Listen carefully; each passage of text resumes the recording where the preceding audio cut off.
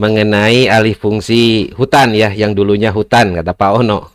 Lalu mengenai perkebunan teh, dan ada penetapannya, pasti ada penetapannya. Saya saran ke Pak Ono, tolong cek dulu penetapan oleh pemerintah Hindia Belanda. Kok Bapak setelah di DPRD Jawa Barat nanyainnya ya? Padahal kan pada saat di DPR RI bisa saling harewos gitu ya, dengan rekan-rekan Bapak di komisi lain untuk mempertanyakan hal itu. Lalu melipir ke sana ke sini. Kalau mau solusi, berani nggak Anda memfasilitasi kami dengan segera untuk memberikan solusi untuk Jawa Barat terhadap penanganan bencana? Berani nggak? Tapi kalau untuk debat publik, geus ngopi we lah. Daripada rudet nyian YouTube wae malah tambah malu nanti sama saya.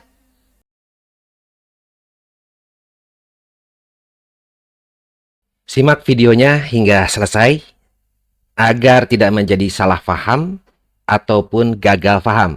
Alih-alih menjawab saya yang menantang ya, kalau mau debat silahkan dengan saya, tapi siapkan dulu ahlinya. Kalau yang seperti ini kan percuma saya ngomong solusi juga kalau mau debat dengan saya, jadi debat kusir gak jelas. Kalau punya kompetensinya jelas saya ngelawannya juga. Tapi bukannya menjawab ataupun menindaklanjuti video saya ataupun surat yang kami layangkan ke pimpinan DPRD Provinsi Jawa Barat, malah Pak Ono ini malah bikin YouTube lagi yang kayak begini nih. Kita lihat ya, ini YouTube-nya. Malah malu nanti Pak kalau malah bikin begini sama saya. Assalamualaikum warahmatullahi wabarakatuh. Wilujeng siang, sampurasun. Kawan-kawan sekalian, pengolahan hutan yang ada di Indonesia itu mempunyai aturan perundang-undangan di mana apabila hutan tersebut berubah fungsi menjadi perkebunan, menjadi perumahan, menjadi fasilitas umum, maka harus ada kajian, harus ada penelitian, harus ada pembahasan yang pada akhirnya harus ada keputusan penetapan kawasan hutan yang beralih fungsi atau berubah fungsi ya menjadi kawasan-kawasan lainnya. Nah, di Jawa Barat saya yakin perkebunan teh yang ada awalnya adalah hutan yang telah dilepaskan menjadi kawasan perkebunan. Dan pasti ya ada penetapannya. Kayak bener ya nih Pak Ono, rekan-rekan masyarakat Jawa Barat, mengenai alih fungsi hutan ya, yang dulunya hutan, kata Pak Ono. Lalu mengenai perkebunan teh, dan ada penetapannya, pasti ada penetapannya. Saya saran ke Pak Ono, tolong cek dulu penetapan oleh pemerintah Hindia Belanda. Karena perkebunan teh yang ada di Jawa Barat mulai dikembangkan dengan besar itu di tahun 1827. Tahun 1830 dilakukan kultur stelsel. Itu zaman pemerintah kolonial Hindia Belanda. Saya aja SD ya, ada pelajaran IPS dulu tuh tahun 80-an. Lalu SMP pelajaran sejarah. Udah paham tuh yang namanya ada kultur stelsel. Masa Pak Ono nggak ngerti yang begini kultur stelsel? Lihat tuh penetapannya. Cari sana ke pemerintah kolonial Hindia Belanda catatannya bahwa hutan itu ditetapkan untuk jadi perkebunan teh di zaman awal itu. Di tahapan pertama berubah fungsi dari hutan menjadi perkebunan teh. Tolong cek itu dokumennya di pemerintah kolonial Hindia Belanda ya, Pak Ono. Nah, sehingga 11 bangunan yang telah disegel oleh Gubernur Jawa Barat, oleh Menteri Lingkungan Hidup, oleh Menteri Koordinator Pangan, dipastikan bahwa mereka melanggar peraturan perundang-undangan. Saya yakin beliau-beliau mempunyai dasar hukum yang kuat, berani melakukan penyegelan. Nah, Pak Ono ini menjadi tidak konsisten. Di video saya sebelumnya, beliau kan mengatakan sebetulnya dalam video unggahannya ya, yang 21 Maret 2025 di akun YouTube dan TikToknya, mengatakan mengenai tantangan dan solusi penanganan bencana alam di Jawa Barat. Ya, sekarang bicaranya mengenai sudah kuat hukumnya untuk melakukan penyegelan. Pak, Bapak ini mau bicara bencana, tentang bencana, atau apa? Dan saya mau nanya juga nih sebetulnya, ketika seluruh peraturan perundang-undangan yang ada di Indonesia harus bersumber pada apa? Saya dari SD saja tahu, Pak, tahun 80-an ya, bahwa seluruh mau undang-undang, mau peraturan pemerintah sampai turunannya, itu tidak boleh bertentangan dengan Undang-Undang Dasar 1945. Jadi bukan urusan segel menyegel kalau mau bicara bencana.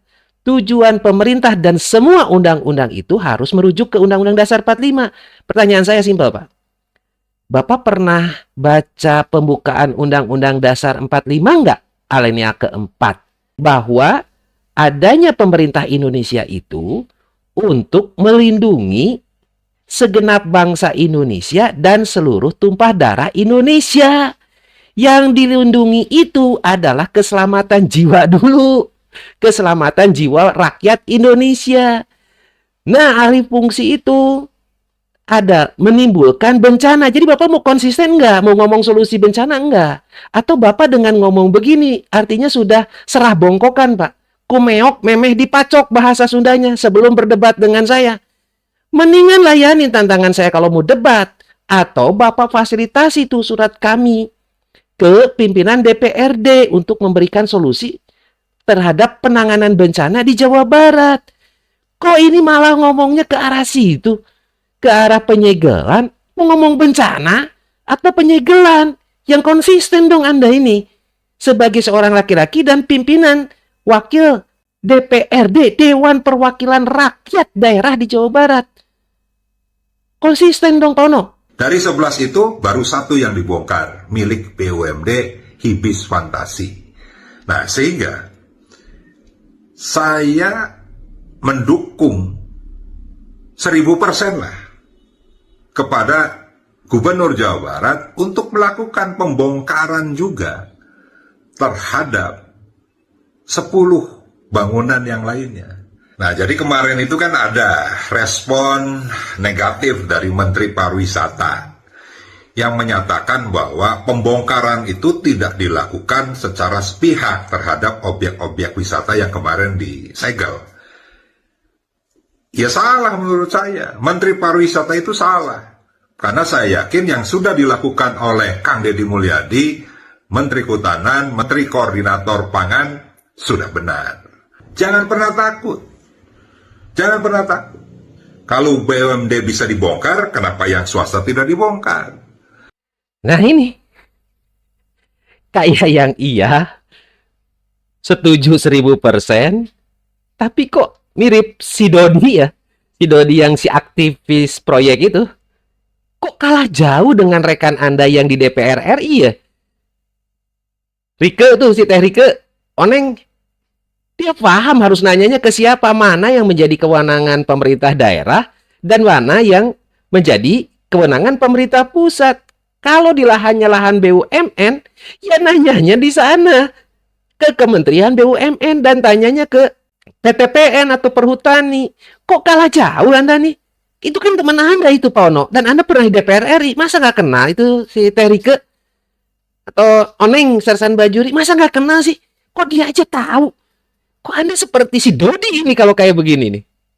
Nah, selain 11 bangunan di wilayah Puncak di Bogor itu, saya juga mendapati berbagai macam laporan yang terjadi misalnya di kawasan Lembang, di kawasan Ciwidey, di kawasan Pasir Jambu, ya, di kawasan Ciater, di kawasan Garut, Sumedang, Kuningan. Modusnya sama. Hutan menjadi kafe, hutan menjadi hotel, hutan menjadi objek wisata, ya. Perkebunan juga berubah menjadi objek wisata, hotel, ya, hunian, pemukiman dan lain sebagainya. Buat saya kan aneh lagi ini. Bapak mendapat laporan. Emang nggak tahu gitu? Udah terjadi dari puluhan tahun yang lalu alih fungsi lahan itu. Kemana aja Bapak? Jadi anggota dewan. Malah kan pernah di DPR RI. Di channel saya pun itu ada Pak Dedin Burhanuddin tuh. Yang dengan rekan-rekannya mengenai kampungnya di daerah Gunung Tampomas, Sumedang. Lalu ada Mbah Cepot tuh. Yang menginformasikan di Sukabumi dan lain-lainnya. Rekan-rekan lain masyarakat Jawa Barat yang menginformasikan di channel saya. Dan bukan sekarang kan. Bukan saat Gubernur Jawa Barat Kang Deddy Mulyadi menjabat hal itu terjadi. Memang Bapak pada tahun-tahun sebelumnya ketika menjabat di DPR RI gak bisa gitu ngobrol sama teman-temannya satu fraksi di komisi yang lain. Itu ada pengalihan fungsi lahan. Tolong dong dipertanyakan kepada pemerintah pusat yang menerbitkan izin dari Kementerian Lingkungan Hidup dan Kehutanan pada saat itu masih bersatu kementerian itu. Lalu nggak tanya juga kepada Menteri BUMN bahwa itu ada perhutani ataupun PTPN yang menyewakan lahan. Kok Bapak setelah di DPRD Jawa Barat nanyainnya ya? Padahal kan pada saat di DPR RI bisa saling harewos gitu ya dengan rekan-rekan Bapak di komisi lain untuk mempertanyakan hal itu. Ini Bapak ini mau ngasih solusi mengenai bencana, penanganan bencana di Jawa Barat, atau malah ini mungkin yang cari sensasi dengan adanya gerakan-gerakan dari yang nyata gitu terasa dampaknya oleh masyarakat oleh Gubernur Jawa Barat Kang Deddy Mulyadi. Dan saya yakin mereka-mereka itu atau bangunan-bangunan itu yang berkontribusi menimbulkan bencana banjir di Jawa Barat. Ah inilah kata-katanya kenapa saya bilang jadi ahli nujum banjir. Pak Ono ini punya keyakinan atas dasar apa? Itu saya bilang tadi, kalau mau debat, makanya kumeok pemeh dipacok ini Pak Ono ini sebelum debat dengan saya. Data analisisnya bukan berdasarkan keyakinan. Bapak ini nanya ke bola kristal atau apa? Pak, tolong baca dulu tuh. Analisis risiko bencana di Jawa Barat, ya. Nah, ini Peraturan Gubernur Jawa Barat nomor 165 tahun 2022 tentang rencana penanggulangan bencana di daerah Provinsi Jawa Barat tahun 2022 hingga 2026. Pak, DPRD kan sudah ngundang itu Badan Penanggulangan Bencana Daerah Jabar tuh ke Dewan ya untuk diskusi solusi gitu penanganan bencana, penanggulangan bencananya seperti apa. Saya mau nanya Pak, ini kalau lihat ini Pak, kegiatannya sasarannya ya menurunkan risiko bencana yang disebabkan degradasi lingkungan. Kegiatannya nih Pak, pelaksanaan DAS, pelaksanaan rehabilitasi di luar kawasan hutan negara, pencegahan pencemaran dan atau kerusakan lingkungan hidup, pengumpulan limbah B3 kabupaten kota, provinsi, penanganan sampah, pelaksanaan penatausahaan kegiatan pertambangan sesuai aturan yang berlaku. Saya mau nanya dulu nih Pak, dari Pergub ini termasuk analisis risikonya, nggak saya temukan tuh alih fungsi hutan Pak, nggak ada itu. Termasuk sasarannya, kegiatannya adalah untuk melakukan penyegelan ataupun pembongkaran dari potensi risiko banjir. Nggak ada nih Pak. Harusnya DPRD mempertanyakan ini kepada Badan Penanggulangan Bencana Daerah, termasuk tim teknis yang menyusunnya. Nah ini nih tim teknis yang menyusunnya nih. Ini saya bacakan nih Pak. Pengarahnya Sekda Jabar. Penanggung jawab Kepala Badan Penanggulangan Bencana Daerah Provinsi Jawa Barat, ya sama itu ex officio-nya Sekda juga. Ketua tim Dr. Andes Edi Heryadi, MSI BPBD Jabar. Ada sekretariat fasilitator. Kita lihat nih Pak tim teknisnya. Ternyata ada dari instansi mana aja nih. Ada dari Badan Perencana Pembangunan Daerah Provinsi Jawa Barat. Ada dari Badan Pengelolaan Keuangan Aset Daerah. Badan Penanggulangan Bencana Daerah. Itu lalu ada dari Dinas Bina Marga dan Penataan Ruang, Dinas Perumahan dan Pemukiman, Dinas Sosial, Dinas Energi dan Sumber Daya Mineral, Dinas Lingkungan Hidup, Dinas Kehutanan, Dinas Pendidikan, Dinas Pemberdayaan Masyarakat dan Desa, Dinas Kominfo, Komunikasi dan Informasi, Dinas Sumber Daya Air, Dinas Kesehatan, Satpol PP, Badan Pengembangan Sumber Daya Manusia, Badan Penelitian dan Pengembangan Daerah, BP2D, Forum Perguruan Tinggi, Pengurangan Risiko Bencana, FPRB, Kadin, lalu ada dari Pikiran Rakyat. Nah, ini ngapain nih Pak? Kok nggak ada yang tadi Bapak sebutkan? Jadi Bapak ini ngarang atau apa? Kok mereka tidak menuliskan ini? Harusnya ditanya nih Pak sama DPRD. Kalian ini, dari mulai pengarah sampai tim teknis. Nah ini ada tim penulis nih Pak. Dari Badan Penanggulangan Bencana Daerah. Lalu ada tenaga ahli. Ada 1, 2, 3 tenaga ahli, 4, 5, 6. Ini tenaga ahli. Ditanyain Pak. Ditanya pertanggungjawabannya ini. Benar nggak mereka memiliki kompetensi mengenai analisis risiko? Kok nggak ada yang tadi alih fungsi hutan menjadi lahan-lahan kafe, lalu ada wisata, kok nggak ada ya? Jadi tanya ini Pak, oleh DPRD seharusnya kepada Badan Penanggulangan Bencana Daerah Jawa Barat. Dan dipertanyakan ini, tim penulis, tim teknis punya kompetensinya nggak?